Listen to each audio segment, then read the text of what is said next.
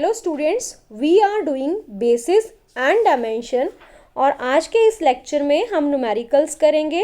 Numerical 1, if W1 and W2 are sub spaces of vector space R4 over field of reals spanned by set S1 that is 1 1 0 minus 1 1 2 3 0 2 3 3 minus 1 and S2 as 1 2 2 2 minus 2 2 3 2 minus 3 1 3 4 minus 3 respectively.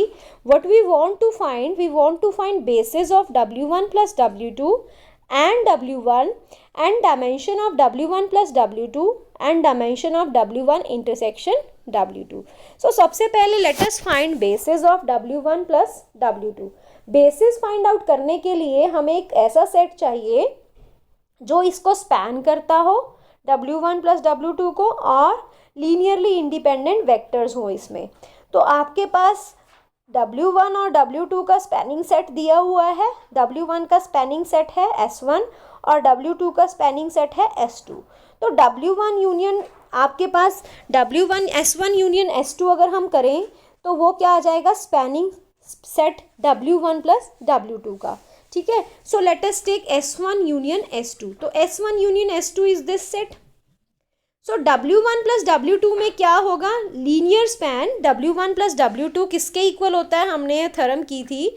W1 plus W2 is a subspace which is generated by W1 union W2। ये किया था हमने। This is the theorem that W1 plus W2 is a subspace of vector space which is generated by W1 union W2. So ये किससे generate होगा, W1 plus W2 generate होगा W1 union W2 set से।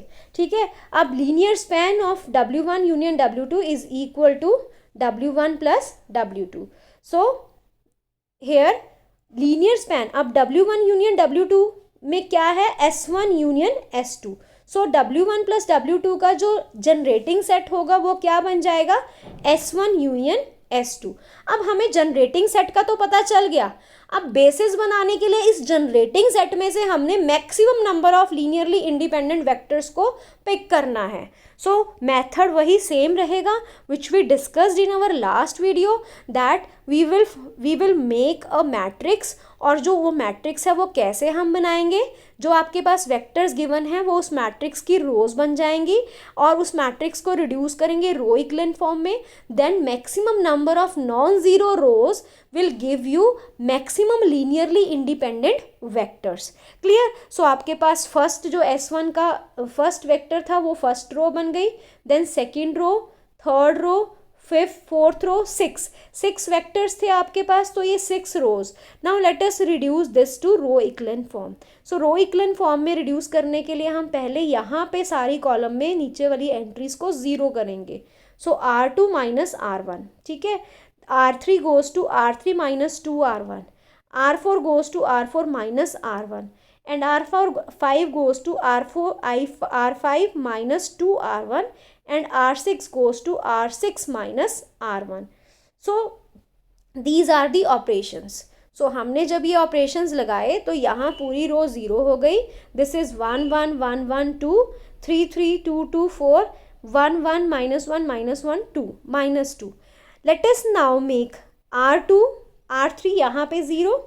ठीक है, और हमारे पास R5 में 0। सो यहाँ पे 0, क्योंकि आपके पास अब आप क्या करोगे, R3 goes to R3 minus R2, तो ये आपके पास 0 हो गई पूरी रो। और आप क्या करोगे, R5 goes to R5 minus R4, तो ये आपके पास पूरी 0 हो गई। सो ये दोनों रोज 0 हो गई। So this is what you get. So ये दोनों रोज 0। अब R6 को यहाँ पे 0 बना लेते हैं, R6 minus 2R4, this is R4। सो यहाँ पे आप 0 बना लो। So here you get 0। So आपके पास अब 3 रोज 0 हो गई। अब आप इंटरचेंज कर रहे हो R3 और R4 को, इसको यहाँ पे ले आओ, इसको नीचे ले आओ। सो यू हैव दिस नाउ। अब आप यहाँ पे 0 बना लो, यहाँ पे 0 बना लो। So it is R3 goes to R3 minus R2। So here we are. अब देखो यहाँ पे सारी ये तीनों रोज 0 हो चुकी हैं, यहाँ पे 0, यहाँ पे 0, ये 0। अब इसमें और कोई 0 नहीं बनता। सो ये आपके पास maximum maximum number of LI vectors आ गए. सो ये जो LI वेक्टर्स आपके पास आए हैं, they will form the basis of W1 plus W2. So they will form the basis of W1 plus W2. सो आपके पास बेसिस में 3 एलिमेंट्स हैं, तो आपके पास डायमेंशन क्या हो गई W1 प्लस W2 की? 3 हो गई. Now to get the basis of W1, अब हमने बेसिस निकालनी है किसकी? W1 की. नेक्स्ट क्वेश्चन था basis of W1 plus W2 और बेसिस निकालनी है W1 की. W1 का जनरेटिंग सेट गिवन है आपको, ठीक है. सो अगर ये आपके पास LI वेक्टर्स हैं, they will form the basis, ठीक है. सो LI वेक्टर्स या तो इनको चेक कर लो कि ये LI है या नहीं है. अगर LI है तो they will form the basis, अगर नहीं है तो आप क्या करोगे? LI सेट फॉर्म करोगे. स्पैनिंग सेट तो है ही. सो आपके पास आपने ये चेक करना है कि इनमें ये जो 3 वेक्टर्स आपको गिवन है, इसमें कितने LI वेक्टर्स हैं. तीनों के तीनों LI हैं तो they will form the basis. 3 नहीं है तो जो 2 हैं they will form the basis. अगर 2 भी नहीं है तो अगर एक singleton is always a linearly independent set. तो आपने ये चेकआउट करना है अब इसमें कि कौन से मैक्सिमम लीनियरली इंडिपेंडेंट वेक्टर्स पड़े हैं, क्योंकि spanning set is given to you. So best method is take a matrix, reduce it to row equivalent form. तो मैट्रिक्स की रोज बना ली जो वेक्टर्स आपको गिवन है. उसके बाद यहाँ पे 0, यहाँ पे 0, R2 goes to R2 minus R1. So this is and R3 goes to R3 minus 2R1. यहाँ 0, यहाँ 0, यहाँ 0 माइनस कर दो. So here we are. So there are 2 linearly independent vectors, so they will form the basis of W1. so dimension of W1 क्या हो गई? 2. so first part हो गया हमारा. Dimension of W1 plus W2 निकाल ली और डायमेंशन ऑफ W1. नेक्स्ट है dimension of W plus W2. अब बेसिस जो है they will give the dimension. Basis में कितने एलिमेंट्स हैं वो उसकी डायमेंशन बता देगा. अभी हमने W1 प्लस W2 की डायमेंशन तो निकाली ही थी. अब आपने क्या करना है? Dimension of W1 intersection W2 निकालनी है. So how will you find dimension of W1 intersection W2? हम अप्लाई करेंगे formula dimension of W1 plus W2 is equal to dimension of W1 plus dimension of W2 minus dimension of W1 intersection W2. वहाँ से हम dimension of W1 intersection W2 निकाल लेंगे. But उससे पहले हमें डायमेंशन ऑफ W2 तो पता होना चाहिए. W1 हमें पता है, अभी निकाली है. Dimension of W1 plus W2 भी हमें पता चल गया क्योंकि अभी हमने बेसिस निकाले थे W1 प्लस W2 के. Late us now find basis of W2. So basis of W2 निकालने के लिए भी जो जनरेटिंग सेट दिया हुआ है उसमें से आपने maximum number of linearly independent vectors उठाने हैं. तो या तो आप एक एक करके सारे वेक्टर्स को चेक कर लो, और the best method is form a matrix and reduce it to row echelon form. Maximum number of non-zero rows will give you the maximum LI vectors. So these are the 2 maximum LI vectors या non-zero vector, they will form the basis. So dimension क्या आ गई? W2 की 2 आ गई. So dimension of W1 plus W2 is equal to dimension of W1 plus dimension of W2 minus dimension of W1 intersection W2. So what will you get? You will get dimension of W1 intersection W2 is 1. Clear? Next question. Let V2 means vector space R square, R cross R. ठीक है. So dimension 2 है इसकी. B a vector space. इसकी dimension 2 क्यों है R square की? क्योंकि इसका जनरेट आपको इसका पता है इसकी बेसिस क्या होती है. स्टैंडर्ड बेसिस 1 0 और 0 1. Be a vector space. Let W1 containing A, 0, W2 0, B, W3 CC with the 3 subsets of V. इसके सबसेट दिए हुए हैं. Show that dimension of W1 is equal to dimension of W2 is equal to dimension of W3 is 1. उसके बाद हमने W1 direct सम, ये किसका symbol है? डायरेक्ट सम का. W1 direct some W2 is 2. Dimension of W1 direct some W3 is 2. अब हमें direct sum check करने के लिए एक तो हमें ये चेक करना पड़ेगा कि V जो है वेक्टर स्पेस जो है वो लिखा जा रहा है W1 प्लस W2 लीनियर सम में, और दूसरा W1 और W2 की जो इंटरसेक्शन है उसमें सिर्फ 0 एलिमेंट पड़ा हो, तभी हम लिख सकते हैं डायरेक्ट सम ऑफ W1 और W2 का. इसी तरह W1 और W3 का भी डायरेक्ट सम हम तभी लिख पाएंगे अगर हमारा वेक्टर स्पेस जो है वो किसके इक्वल होगा? उसका is equal to linear sum of W1 and W3 और दूसरा W1 और W3 की जो इंटरसेक्शन है उसमें एक एलिमेंट होगा single, that is 0. So we have since W1, W2, W3 are generated by. अब ये किससे जनरेट हो रहे हैं देखो, इसमें एलिमेंट किस टाइप का है, a, 0. a को अगर हम बाहर निकाल ले सो इट इज़ 1 0. कोई भी अगर हम एलिमेंट ले, सपोज हम x, 0 एलिमेंट ले लेते हैं W1 का, तो ये कैसे जनरेट होगा, this is generated by x 1, 0. तो ये किससे जनरेट हुआ, 1 0 से. इसी तरह W2 किससे जनरेट होगा, 0 1 से. और W3 किससे जनरेट होगा, 1, 1 से. और क्योंकि ये सिंगल एलिमेंट है, सिंगल एलिमेंट से जनरेट हो रहा है, और सिंगल एलिमेंट हमेशा Li होता है, सो ये इसकी बेसिस ही बन जाएंगी. तो बेसिस ऑफ W1 क्या है, 1 0. बेसिस ऑफ W2 क्या है, 0 1. और बेसिस ऑफ W3 क्या है, 1 1. सो डायमेंशन क्या आ गई इनकी, 1 1 1. उसके बाद हमने सेकेंड पार्ट करना है, that is dimension of W1, direct sum with W2. So first of all we will prove that V is equal to, वही मैंने कहा था कि V कैसे लिखा जा सकता है, W1 प्लस W2 की टर्म्स में, ठीक है.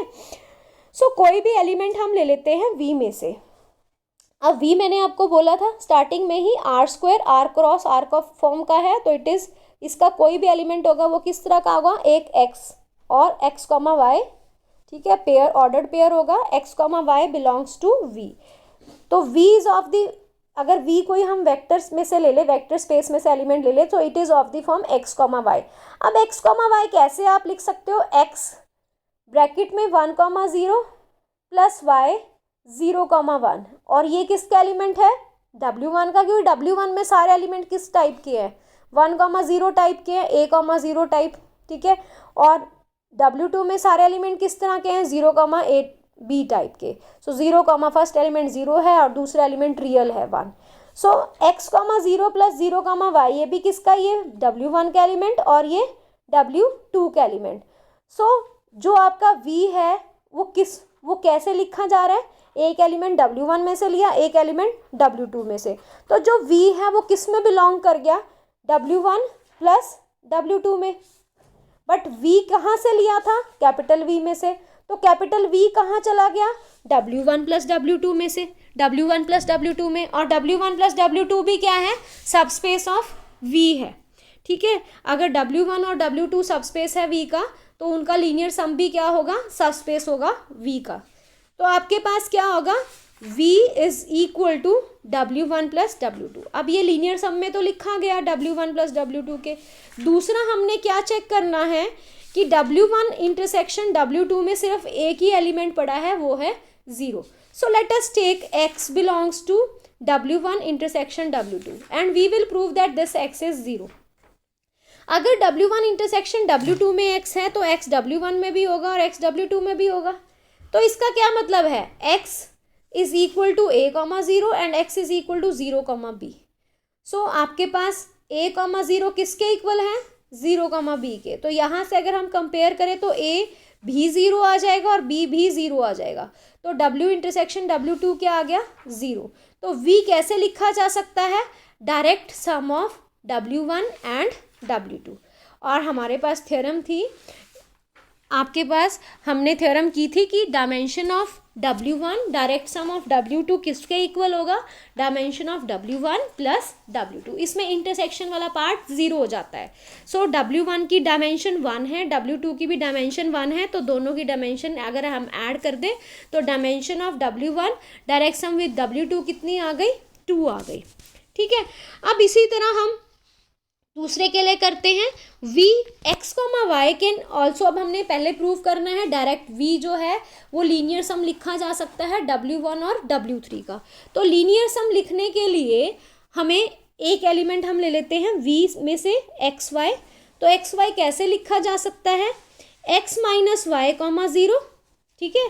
फर्स्ट क्योंकि जो ये किसका एलिमेंट हो गया, W1 का, क्योंकि W1 में किस तरह के एलिमेंट थे, a, 0 type, where a is real. तो X माइनस वाई भी एक रियल एलिमेंट है और दूसरा एलिमेंट 0 है. और W3 में किस तरह के एलिमेंट थे, C, टाइप, वेयर C दोनों एलिमेंट इक्वल होने चाहिए और रियल होने चाहिए. तो हम y, किसका एलिमेंट है, W3 का. जब हम दोनों को ऐड कर रहे हैं तो we will get an element of V. तो इसका मतलब ये कि V जो है वो कैसे लिखा जा रहा है, linear sum of W1 and W3. So V is equal to linear sum of W1 plus W3. अब आपने प्रूव करना है W1 इंटरसेक्शन W3 में सिर्फ एक ही एलिमेंट है which is 0. So let X belongs to W1 intersection W3. So आपके पास W1 इंटरसेक्शन W3 में से X लिया तो X W1 में भी चला गया, X W3 में भी.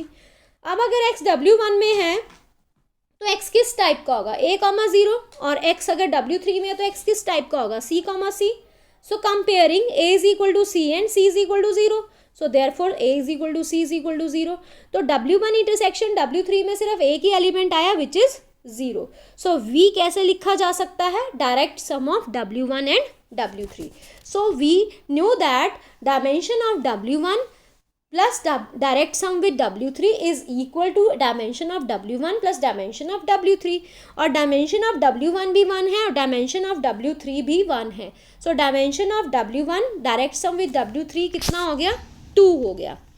Next question, let W1 and W2 be the subspaces of R4 over field of reals where W1 is A, B, C, D with the relation B plus C plus D is equal to 0 and W2 contains A, B, C, D with the relation A plus B is 0 and C is equal to 2D.